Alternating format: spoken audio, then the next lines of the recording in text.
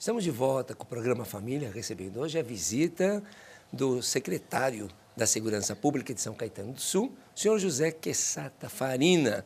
E ele está falando sobre a polícia comunitária, a educação social e familiar, essa coisa, qual a finalidade da polícia comunitária dentro das cidades. E é muito interessante essa coisa da aproximação, dessa quebra do gelo, essas dificuldades através dos representantes de bairro se chegarem a eles. Portanto, você, assinante da NET, se você tiver problemas também em relação a essas dificuldades de segurança, hoje nós estamos à mercê de tantas coisas terríveis que estão acontecendo, e é para isso que essa descentralização da polícia hoje chega até nós de uma forma mais sociável, mais amigável, e nós temos que dar as mãos. E, principalmente, hoje sabemos que muitos delitos são cometidos por usuários de substâncias psicoativas, e parece que aquela coisinha que começa com a maconha, com o álcool, são essas pessoas que um dia, esses que estão no trabalho, foram assim que começaram. Portanto, se você tiver na sua família alguém que tem alguma dificuldade, é hoje mesmo que nós temos que tirar essas diferenças, procurar ter maior conhecimento, e para isso que nós estamos aqui. Esse programa é um programa do qual tem esse caráter de levar a vocês essas informações. Se você tiver dúvida, entre em contato conosco, com a nossa especialista que está aqui no nosso hotline, 11 9 73 18 84 36. E ela também recebe e-mails e te dá a resposta na hora, através do e-mail programabc@netserviços.com.br, sem o cedilha. E vamos continuar falando dessa polícia de base. Estamos me falando que para cada local o número é grande. Bastante, porque nós, seja na Guarda Civil Municipal ou na Polícia Militar, trabalhamos em duplas, até por necessidade de segurança. Nós temos que ver qual é a realidade do nosso estado, da nossa cidade, da nossa nação. Existem locais do planeta que o policial sozinho está dentro de um veículo policial ou andando nas ruas, mesmo que seja a pé, sozinho, e existe um bojo legal, né, uma legislação toda, de que se alguém atuar contra a vida desse policial, a pena é até aumentada.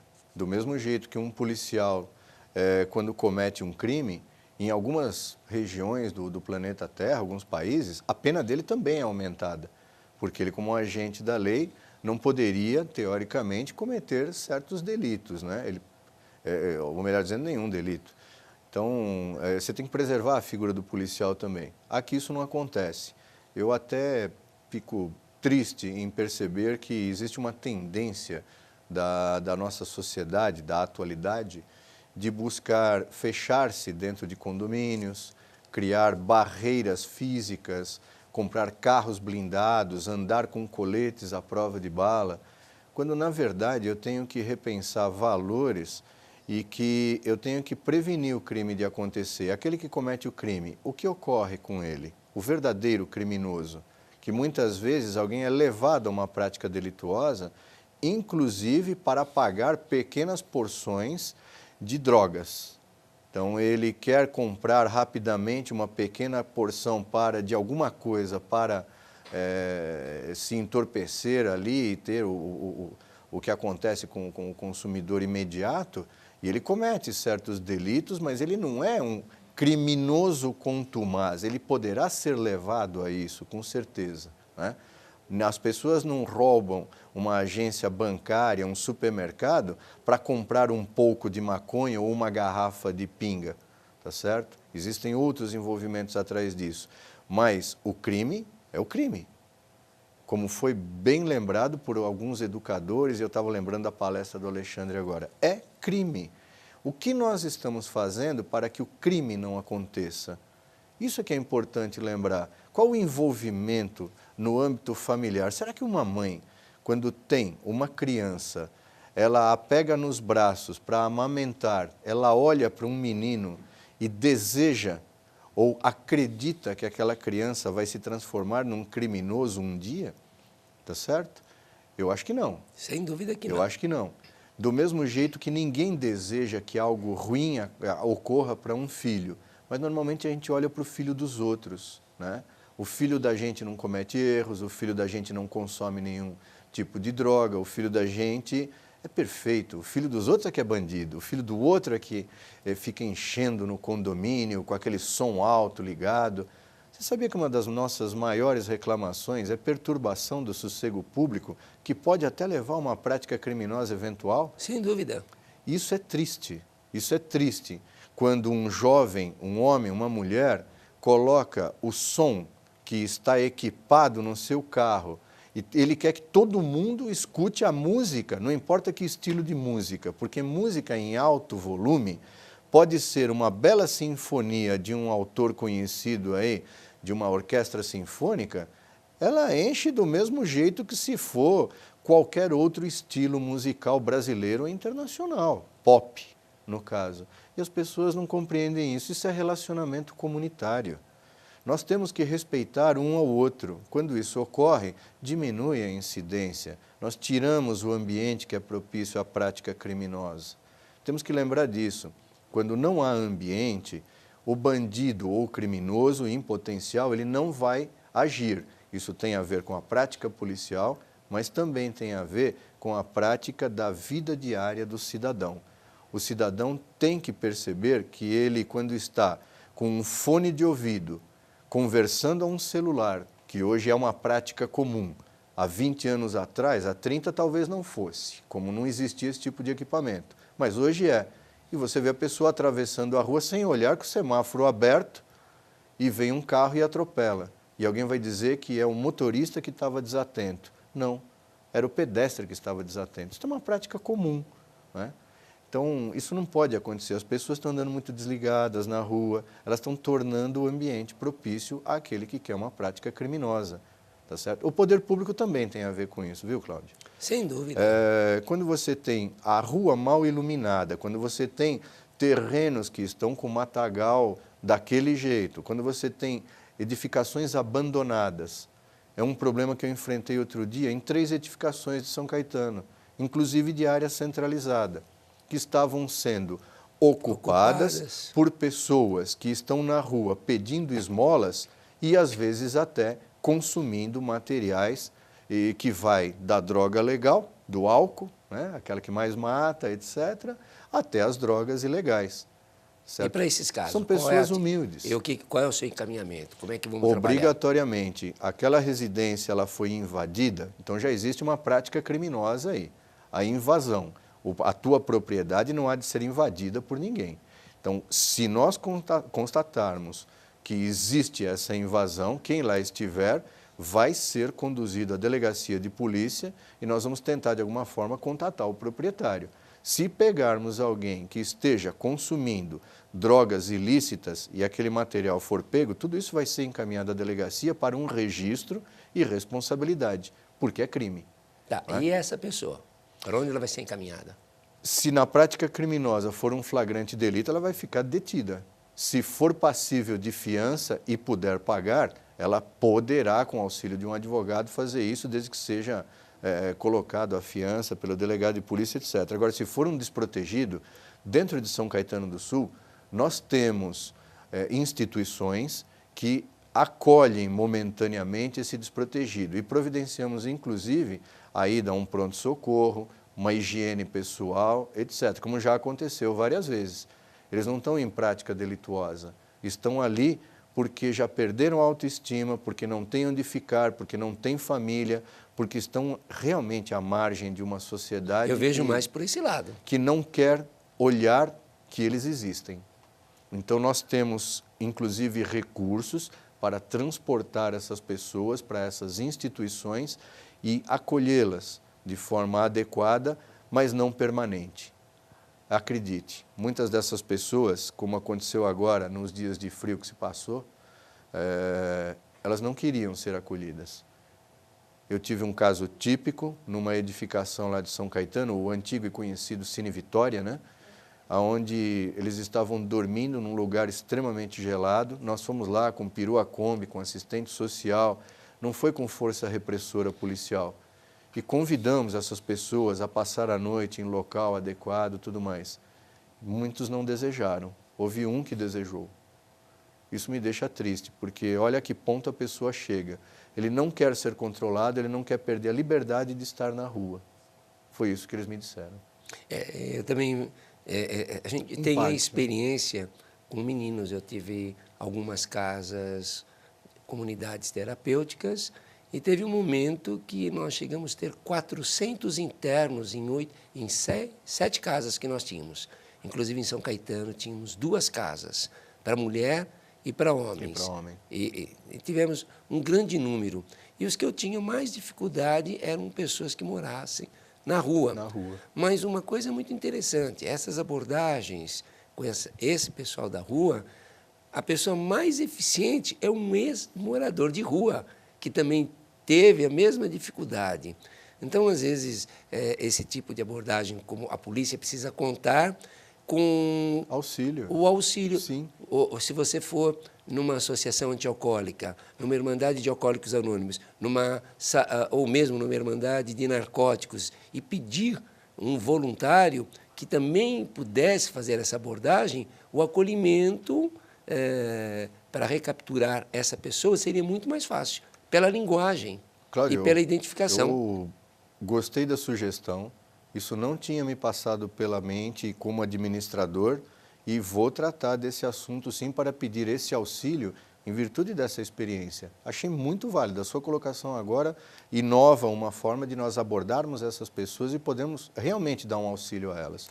E não deixar simplesmente na rua. Hoje mesmo eu peguei Muito bom. um morador de São Caetano da Rua, que está hoje comigo no programa, que eu trouxe para ser encaminhado para uma comunidade, por ser de São Caetano, Veja. por ser um morador de São Caetano, que está na rua.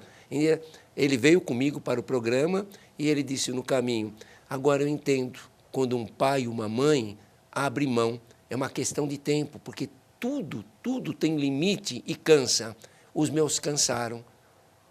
Me dizendo, assim como ele disse mais, e também chega um momento que a gente cansa de usar, mas aqueles que chegam até lá, que não morrem, que não vão presos, um dia também, sem muitas vezes toda essa coisa de tratamentos, internações, então ele pediu uma ajuda, eu já o conhecia, ele, por ser morador. Então, quando você disse que São Caetano tem, a minha casa é uma das casas que está de portas abertas. Não é só a minha casa que está em São Caetano. Existem várias instituições. Existem, mas eu sugiro, sim, um secretário que procure, porque a abordagem por um policial assusta. Eles já vão pensar assim, ele vai me levar preso, eu vou levar uma surra, eu vou me matar. Aquela atuação repressora, né? A presença física do policial, muitas vezes chega a isso que você está falando. As pessoas não querem esse tipo de atuação. Então, nós temos recursos, sim, para trabalhar tudo isso, e isso faz parte da atuação da comunidade. Nós não vivemos sozinhos, nós estamos aí juntos, seja no vizinho, seja no condomínio, dentro da nossa região de trabalho, no nosso local de trabalho. As pessoas estão conversando realmente, ou elas estão mais interessadas naquele dia a dia que é pesado muitas vezes? Eu até acho que as pessoas estão trabalhando demais. Nós teríamos que ter muito mais momentos em família, muito mais momentos com os nossos filhos, muito mais momentos de lazer do que exatamente na produção de algo que vai virar poder econômico, mas que não está nos dando toda essa felicidade que nós todos merecemos. Porque o trabalho policial preventivo, ele sempre vai ocorrer. Mas quanto menos a polícia trabalhar, por necessidade de uma prática não delituosa, melhor. Melhor seria se nós ficássemos o dia inteiro apenas patrulhando, sem receber um único telefonema no 190 ou no 199, ou seja o número que for, aonde ninguém pediria o auxílio de uma viatura policial para interferir porque está acontecendo algum delito. E o que acontece? É um sonho, né? Normalmente. Chega lá. Isso é um sonho. É um sonho. Você falando assim, até estava me vendo assim. Dá uma voada, né? Não, dá vontade de estar. Eu falei, onde que é esse lugar? Onde que será local que tem, né? Esse local que o secretário está falando. É muito bonito. Aliás, quando você fala, deixa-nos até mais tranquilos. Você sabe que você fala muito calmo, para ser assim, né? Dentro de um regime militar, policial. É interessante a sua fala, nos tranquiliza. Que bom se todos assim, policiais, o que eu vejo que falta é essa educação, essa especialização, porque o reflexo que você dá para a gente, se a gente visse no trato, meu Deus, às vezes a gente é abordado. Pô, espera, você vê, muitas vezes eu estou acompanhando, porque eu ando com jovens que são ex-usuários, porque eu trabalho com eles, eu moro numa comunidade, eu sou responsável por uma comunidade, eu sou um especialista em dependência química. O meu trabalho é esse, de estar com eles. E às vezes eu sou parado, tenho que sair, tenho até quase que levantar a mão para o ar, porque eles querem documentos, e se a gente vai falar, é de uma forma grosseira, não tem essa humildade, você com todo o seu grau que chegou onde chegou, pô, acho que eles precisam ter o seu modelo. Cláudio, eu conversando com todos vocês agora, porque a interação com Cláudio Almancio, ela ocorre porque nós estamos num programa de entrevista. Mas, na verdade, eu estou entrando dentro do lar de cada um que está assistindo esse programa agora, e isso é algo que transcende um pouco. Não vou entrar em campos filosóficos, mas o que me veio à mente agora foi fazer uma pergunta que cada um dê a sua própria resposta. Quando nós encontramos na rua, para você, policial, você encontra na rua uma pessoa que diz para você: eu tenho um câncer, não importa em que região do corpo, e eu já tenho alguns dias e que eu sei que vou morrer dentro de pouco tempo. Esse policial atuaria de forma violenta contra essa pessoa? Ele daria um tapa? Ele atuaria de forma brutal contra essa pessoa? Certamente que não. Então, por que um organismo policial, encontrando um outro tipo de doente, que é aquele que fez a opção, por variados motivos, pelo uso de algum tipo de droga, ele vai atuar da mesma forma? Eu tenho que ter atenções com essa pessoa que durante muito tempo na nação brasileira não foi sequer reconhecido que existia, porque é mais fácil não ver o problema, é mais fácil enganar-se durante todo o tempo de uma existência como se aqueles problemas não acontecessem. Nunca ninguém vai ficar gripado dentro da minha casa, meus filhos nunca vão fazer nada errado, é sempre na casa dos outros. Então, um policial trata de forma truculenta aqueles que assim agem, e há repressão a isso. O organismo policial militar tem recursos legais para atuar contra abusos que podem ser cometidos. Não só o organismo policial militar, a Polícia Civil também, a Polícia Federal também, a Guarda Civil também, mas eu me refiro mais a uma vida que tive durante 30 anos. De tanta coisa que observei, acho que eu não queria ter visto tudo isso. Eu gostaria que o sonho fosse um pouquinho mais realidade. Isso não é filosófico, porque a primeira ocorrência da minha vida, junto com uma equipe de força tática no município de Santo André, no início de 1982, foi causada por consumo de cachaça. 2 homens saíram do trabalho e foram a um pequeno boteco nas portas da antiga favela de Sacadura Cabral, e depois de tomar alguns copos da pinga, um virou para o outro e falou: eu quero comprar esse bonezinho que você tem aí, quanto custa? E o outro respondeu: esse boné não está à venda, ele é meu.